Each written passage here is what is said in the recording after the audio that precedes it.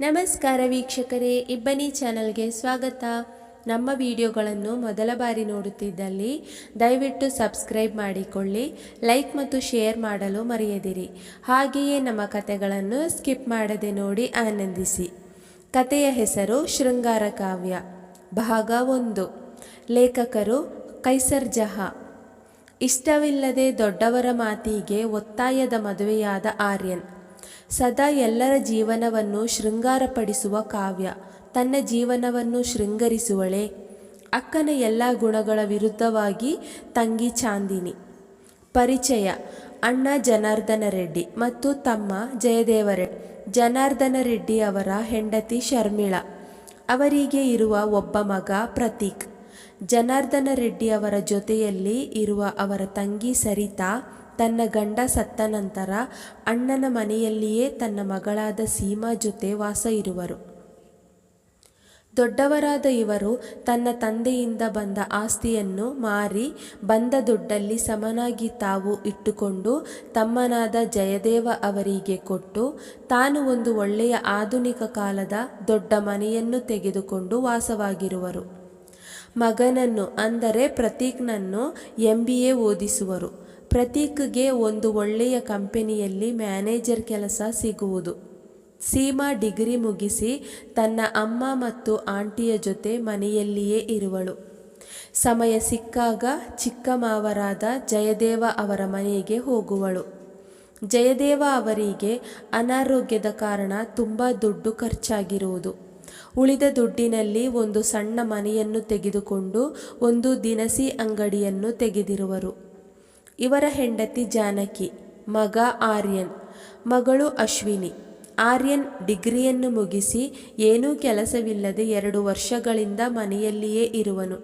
ತಂದೆಯ ಜೊತೆ ಅಂಗಡಿ ಹೋಗುತ್ತಿರಲಿಲ್ಲ. ಮನೆಯಲ್ಲಿ ಇದ್ದು TV ನೋಡುವುದು, ಮೊಬೈಲ್ ನೋಡುವುದು ಇವನ ಕೆಲಸ. ಅಶ್ವಿನಿ ದ್ವಿತೀಯ PUC ಓದುತ್ತಿರುವಳು. ಕಥೆಯ ಮತ್ತೊಂದು ಭಾಗದಲ್ಲಿ: ಏನು ಕರ್ಮನೋ ನನ್ನದು, ನಿಮಗೆ ಬಾಯಿ ಬಿಟ್ಟು ಹೇಳೋಕೆ ಆಗುತ್ತಿರಲಿಲ್ಲವಾ? ನನಗೆ ಈ ಮದುವೆ ಇಷ್ಟ ಇಲ್ಲ ಅಂತ. ನನಗೆ ಈ ಮದುವೆನೇ ಇಷ್ಟ ಇಲ್ಲ. ಇನ್ನು ನಿಮ್ಮ ಜೊತೆ ನಾನು ಸಂಸಾರ ಮಾಡೋದು ತುಂಬ ದೂರದ ವಿಷಯ. ಆದಷ್ಟು ಬೇಗ ನೀವು ಇಲ್ಲಿಂದ ಹೋಗಿ. ನಿಮಗೆ ಮದುವೆ ಇಷ್ಟ ಇರಲಿಲ್ಲವಾ ಅಥವಾ ನನ್ನ ಜೊತೆ ಇಷ್ಟ ಇರಲಿಲ್ಲವಾ ಎಂದು ಸಣ್ಣ ಧ್ವನಿಯಲ್ಲಿ ಕೇಳುವಳು. ನನಗೆ ನಾನು ಇಷ್ಟಪಟ್ಟ ಹುಡುಗಿ ಜೊತೆ ಮದುವೆ ಆಗುವುದಕ್ಕೆ ಇಷ್ಟ ಇದ್ದಿದ್ದು. ಅವಳ ಮದುವೆಯೂ ಆಯಿತು. ಹಾಗಂತ ನಿಮ್ಮ ಜೊತೆ ಈ ಒತ್ತಾಯದ ಮದುವೆ ನನಗೆ ಇಷ್ಟ ಇಲ್ಲ. ನೋಡಿ, ಏನು ಮಾಡುತ್ತೀರೋ ಗೊತ್ತಿಲ್ಲ. ಈ ಮನೆಯಿಂದ ಹೋಗಿ ಅಷ್ಟೇ ಎಂದು ಹೇಳಿದ ಆರ್ಯ ದಿಂಬನ್ನು ತೆಗೆದುಕೊಂಡು ಸೋಫಾದ ಮೇಲೆ ಹೋಗಿ ಮಲಗುವನು. ಕೆಂಪು ಸೀರೆ, ಮೈತುಂಬ ಒಡವೆ, ತಲೆಯಲ್ಲಿನ ಹೂವು, ಮುಖದಿಂದ ಎಡೆಬಿಡದೆ ಸುರಿಯುತ್ತಿರುವ ಕಣ್ಣೀರು. ಮದುವೆಯ ಮೊದಲ ರಾತ್ರಿ ಪ್ರತಿಯೊಂದು ಹೆಣ್ಣಿನ ಜೀವನದಲ್ಲಿ ಸಂತೋಷವನ್ನು ತರುತ್ತದೆ. ಆದರೆ ಕಾವ್ಯಾಳ ಜೀವನದಲ್ಲಿ ಈ ಮೊದಲ ರಾತ್ರಿ ದುಃಖವನ್ನು ತಂದಿರುತ್ತೆ. ಪ್ರೀತಿಯಿಂದ ಮಾತನಾಡಬೇಕಿದ್ದವನು, ಸಮಾಧಾನ ಮಾಡಬೇಕಾಗಿದ್ದವನು ಮನವನ್ನು ನೋಯಿಸಿ ಮಲಗಿದ್ದಾನೆ. ಇದರಲ್ಲಿ ಅವನದಾಗಲಿ ನನ್ನದಾಗಲಿ ತಪ್ಪಿಲ್ಲ. ಎಲ್ಲ ವಿಧಿ ಬರಹ ಎಂದು ಯೋಚಿಸಿದವಳು ಎದ್ದು ಹೋಗಿ ಬಟ್ಟೆ ಬದಲಾಯಿಸಿ ಮುಖವನ್ನು ತೊಳೆದು ಅವನನ್ನು ಒಮ್ಮೆ ನೋಡಿ ವ್ಯಂಗ್ಯವಾಗಿ ನಕ್ಕವಳು ಮಂಚದ ಮೇಲೆ ಹೋಗಿ ಮಲಗುವಳು. ಹಾಗೆಯೇ ಅವರ ಕುಟುಂಬದ ಅಣ್ಣನ ಮನೆಯಲ್ಲಿ. ವಾವ್ ಪ್ರತೀಕ್, ನಿಮ್ಮ ರೂಮ್ ತುಂಬ ಚೆನ್ನಾಗಿದೆ, ನನಗೆ ಇಷ್ಟವಾಯಿತು ಎಂದು ಹೋಗಿ ದಡಕ್ಕನೆ ಮಂಚದ ಮೇಲೆ ಕೂತವಳು. ಪ್ರತೀಕ್, ನಾನು ಈ ಒಡವೆ ಬಟ್ಟೆಯೆಲ್ಲ ತೆಗಿತೀನಿ, ತುಂಬ ಸುಸ್ತಾಗುತ್ತಿದೆ. ಅವಳ ಮಾತಿಗೆ ನಕ್ಕವನು, ನಾನಿದ್ದೀನಲ್ಲ ಚಾಂದಿನಿ, ನೀವು ಯಾಕೆ ತೆಗಿತೀರಾ ಎಂದಾಗ ನಾಚಿದವಳು ತನ್ನ ಮುಖವನ್ನು ಮುಚ್ಚುವಳು. ಲೈಟನ್ನು ಆಫ್ ಮಾಡಿದವನು ಅವಳನ್ನು ಆವರಿಸಿಕೊಳ್ಳುವನು. ಅವರ ಮದುವೆಯ ಮೊದಲ ರಾತ್ರಿಯನ್ನು ಸಂಪೂರ್ಣವಾಗಿ ಅನುಭವಿಸುತ್ತಿರುವವರು ಪ್ರತೀಕ್ ಮತ್ತು ಚಾಂದಿನಿ. ಒಂದು ಜೋಡಿ ನೋವಿನಲ್ಲಿ, ಮತ್ತೊಂದು ಜೋಡಿ ಸಂತೋಷದಲ್ಲಿ ಕಳೆಯುವರು ಅವರ ಮದುವೆಯ ಮೊದಲ ರಾತ್ರಿಯನ್ನು. ಕಥೆಯಲ್ಲಿ ಸ್ವಲ್ಪ ಹಿಂದಕ್ಕೆ ಬರೋಣ. 1 ತಿಂಗಳ ಹಿಂದೆ. ಈ ಹುಡುಗಿಗೆ ಏನೂ ಗೊತ್ತಾಗಲ್ಲ, ಎಲ್ಲ ನಾನೇ ಮಾಡಬೇಕು. ಇವಳ ರೂಮ್ ಕ್ಲೀನ್ ಮಾಡೋದು. ತಾನು ಮಹಾರಾಣಿ, ಒಂದು ಕೆಲಸನೂ ಮಾಡಲ್ಲ ಎಂದು ಗೊಣಗುತ್ತಾ ತನ್ನ ತಂಗಿಯ ರೂಮನ್ನು ಕ್ಲೀನ್ ಮಾಡುತ್ತಿರುವಳು ಕಾವ್ಯ. ಏನೇ ಇದು, ಕಿಚನ್ ಹೀಗೆ ಮಾಡಿದ್ದೀಯಾ? ಯಾರು ಹೇಳಿದ್ರು ನಿನಗೆ ಇದನ್ನೆಲ್ಲ ಮಾಡೋಕೆ ಏನಮ್ಮ, ನೀನು ಅಕ್ಕನಿಗೆ ನೋಡಕ್ಕೆ ಹುಡುಗ ಅವನ ಮನೆಯವರು ಬರ್ತಿದ್ದಾರೆ ಅಂದ ಮೇಲೆ ನಾನು ಇಷ್ಟೂ ಮಾಡಲಿಲ್ಲ ಅಂದರೆ ಹೇಗೆ ಹೇಳು? ಅದಕ್ಕೆ ನಾನು ಕೇಕ್ ಮಾಡ್ತಿದ್ದೀನಿ. ಅಮ್ಮ ತಾಯಿ, ನೀನು ಫಸ್ಟು ಇಲ್ಲಿಂದ ಹೋಗು.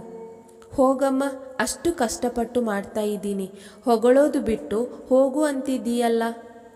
ಅಯ್ಯೋ ಅಮ್ಮ, ನಾನು ಮರ್ತಿದ್ದೆ, ಸ್ವರ ಕಾಲ್ ಮಾಡಿದ್ಲು. ನಾನು ಅವಳ ಮನೆಗೆ ಹೋಗಿ ಬೇಗ ಬರ್ತೀನಿ.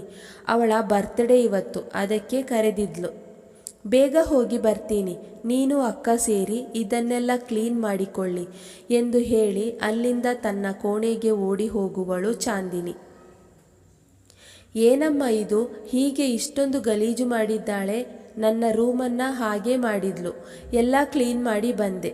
ಬಿಡಿ, ನಾನೆಲ್ಲ ಕ್ಲೀನ್ ಮಾಡ್ತೀನಿ ಎನ್ನುವಳು ಕಾವ್ಯ.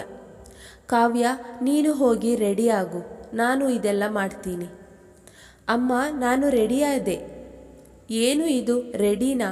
ಹೋಗಿ ಒಳ್ಳೆ ಚೆನ್ನಾಗಿರೋ ಸೀರೆ ಉಟ್ಟುಕೋ. ಅದು ಬಿಟ್ಟು ಆಫೀಸಿಗೆ ಹಾಕುವ ಡ್ರೆಸ್ ಹಾಕಿ ರೆಡಿಯಾಗಿದ್ದೀನಿ ಅಂತಿದ್ದೀಯಲ್ಲಮ್ಮ. ಅಮ್ಮ, ನಿನಗೆ ಗೊತ್ತು ತಾನೆ ನನಗೆ ಸೀರೆ ಇಷ್ಟ ಆಗಲ್ಲ ಅಂತ. ಕಾವ್ಯ, ನಿನಗೆ ಇಷ್ಟ ಇಲ್ಲ ಅಂತ ಗೊತ್ತು, ಹಾಗಂತ ಈ ಬಟ್ಟೆಯಲ್ಲಿ ಅವರ ಮುಂದೆ ಬರ್ತೀಯಾ? ಬೇಡಮ್ಮ, ಹೋಗಿ ಸೀರೆ ಹಾಕು ಎನ್ನುವರು ಸಂಗೀತ. ಅಷ್ಟರಲ್ಲಿ ಸಂಗೀತ, ತಗೋ ಇದೆಲ್ಲ ತಂದಿದ್ದೀನಿ, ಸಾಕಲ್ವಾ ಎಂದು ಕೇಳುವರು ಮನೋಹರ್. ಸಾಕು ಕಣ್ರಿ, ಮನೆಯಲ್ಲಿನೂ ತುಂಬ ತಿಂಡಿ ಮಾಡಿದ್ದೀನಿ. ನೀವು ಹೋಗಿ ಒಳ್ಳೆ ಬಟ್ಟೆ ಹಾಕಿ ನಿಮ್ಮ ಮುದ್ದಿನ ಮಗಳಿಗೆ ನೋಡಕ್ಕೆ ಬರ್ತಿರೋದು ಎಂದು ಹೇಳಿದಾಗ ತನ್ನ ಮಗಳನ್ನು ಒಂದು ಕೈಯಿಂದ ಬಳಸಿ, ಇವಳು ನನ್ನ ಗರ್ವ ಕಣೆ, ದೇವರು ಕೊಟ್ಟರೆ ಎಲ್ಲರಿಗೂ ಇಂತಹ ಮಗಳನ್ನು ಕೊಡಬೇಕು.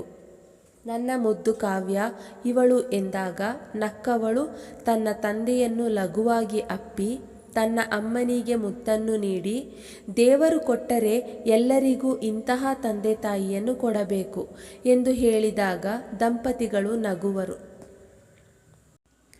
ಎಲ್ಲರೂ ಹೋಗಿ ರೆಡಿಯಾಗುವರು. ಮನೆಯ ಬೆಲ್ ರಿಂಗ್ ಆದ ಶಬ್ದಕ್ಕೆ ಬಂದ ಮನೋಹರ್ ತಾವೇ ಹೋಗಿ ಬಾಗಿಲನ್ನು ತೆಗೆಯುವರು. ಬನ್ನಿ ಬನ್ನಿ ಎಂದು ಕರೆದು ಕೂರಿಸುವರು. ಮನೆಗೆ ಬಂದವರು ಮನೆಯನ್ನು ನೋಡಿ ತುಂಬ ಚೆನ್ನಾಗಿದೆ, ನಿಮ್ಮ ಮನೆ ತುಂಬ ಸ್ವಚ್ಛವಾಗಿದೆ ಎಂದಾಗ, ಹೌದು, ನಮ್ಮ ಕಾವ್ಯ ಅವರ ತಾಯಿ ಜೊತೆ ಸೇರಿ ಎಲ್ಲ ಅವಳೇ ಸ್ವಚ್ಛ ಮಾಡುತ್ತಾಳೆ ಎಂದಾಗ ಒಳಗಿನಿಂದ ಬಂದ ಜಾನಕಿ, ನಮಸ್ತೆ, ಹೇಗಿದ್ದೀರಾ ಎಂದು ಕುಶಲಕ್ಷೇಮವನ್ನು ವಿಚಾರಿಸಿ ಕೆಲವೊಂದು ತಿಂಡಿಯನ್ನು ತಂದು ಇಡುವರು. ನಿಮ್ಮ ಮಗಳನ್ನು ಕರೆದರೆ ನೋಡುತ್ತೇವೆ ನಾವು ಎಂದಾಗ ಒಳ ಹೋದವರು ಕಾವ್ಯಳನ್ನು ಕರೆತರುವರು. ಅವರ ಮುಂದೆ ಬಂದು ಕೂರುವಳು ಕಾವ್ಯ. ಅವಳನ್ನು ನೋಡಿದವರು ಇಷ್ಟಪಡುವರು. ಎಲ್ಲಿ ಕೆಲಸ ಮಾಡುತ್ತಿರುವುದು ಎಂದೆಲ್ಲ ಕೇಳುವರು. ತಮ್ಮ ಮಗನನ್ನು ನೋಡಿ, ಪ್ರತೀಕ್ ನೋಡು, ನಿನಗೆ ಇಷ್ಟನಾ ಕಾವ್ಯ ಎಂದಾಗ ಅವಳನ್ನು ನೋಡಿದವನು ಹೌದು ನನಗೆ ಇಷ್ಟ ಎಂದು ಹೇಳಿದಾಗ ತಮ್ಮ ಮಗಳನ್ನು ಕೇಳುವರು ಮನೋಹರ್. ಅವಳೂ ಸಹ ಒಪ್ಪಿಗೆ ನೀಡುವಳು. ಕಾವ್ಯಳನ್ನು ನೋಡಲು ಬಂದಿರುವುದು ಪ್ರತೀಕ್.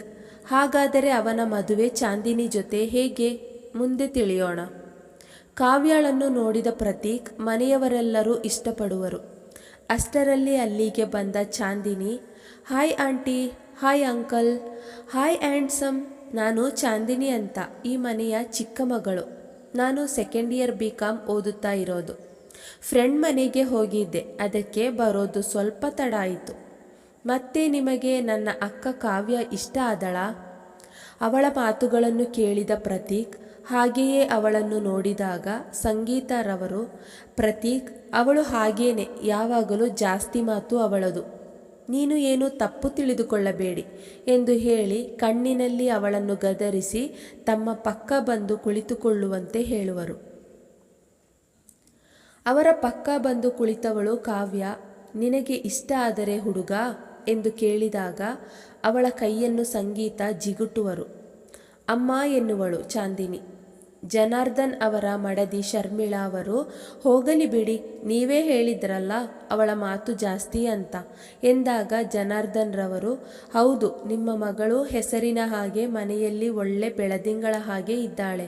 ನಿಮ್ಮ ಇಬ್ಬರು ಮಕ್ಕಳಿಂದ ಈ ಮನೆಗೆ ಒಂದು ರೀತಿ ಕಳೆ ಇದೆ. ಹೇಳಿ ಅಂಕಲ್, ನೀವಾದರೂ ಹೇಳಿ. ಮಮ್ಮಿ ನನಗೆ ಯಾವಾಗಲೂ ಬೈತಾರೆ, ಜಾಸ್ತಿ ಮಾತು ಆಡಬೇಡ ಅಂತ ಎಂದಾಗ ಅವಳ ಮಾತಿಗೆ ಅವರು ನಗುವರು. ಅವಳು ಬಂದಾಗಿನಿಂದ ಅವಳನ್ನೇ ನೋಡುತ್ತಿದ್ದ ಪ್ರತೀಕ್ ಮೀಸೆಯಂಚಿನಲ್ಲಿ ಮುಗುಳು ನಗುವನು.